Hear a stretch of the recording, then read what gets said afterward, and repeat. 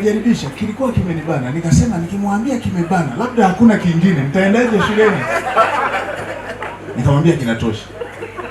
Nichukua vizuri DH ile, nienda kwenye suruali, kanunua suruali, nunua na shati la kuondokea.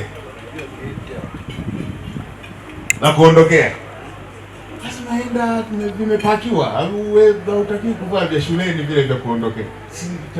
Nimejaribisha pale, sikujaribisha tena, vimehifadhiwa vya safari ya kwenda shule. Alafu siku yenyewe ile naondoka, naenda shuleni tarehe 23 Januari. Ndio ilikuwa siku ya kwanza napanda basi. Ndio mara ya kwanza nimepanda basi. Vijana wadogo wajui mabasi yale yenye carrier. Alafu fedha niliyopewa ni pamoja na ada mle, alafu nimeweka kwenye begi. Sasa wale watu wangeweza tu kujua kama humu kuna hela. Nimepambana nao kuhusu begi lisikae kwenye carrier. Baadaye wakaliweka kwenye carrier kwa sababu ndiko mabegi yalikokuwa yanakaa. Nimeingia mle, nilikuwa sijai kupanda basi. Alafu sijui siku hizi kwa sababu ya lami au ndo kuzoea, nilishikilia kiti kuanzia Singida mpaka Arusha. Yaani kukaa hivi, nani kunesa tu. Una yungu. Kiti nimeshikilia, alafu viatu vimebana.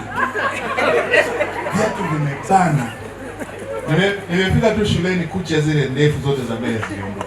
Kiatu kilibobana. Sasa baada ya hapo wenzangu hao ambao walishatangulia, wakati naenda kununua sasa, sikuwa na uniform kwa sababu sikupata joint instruction.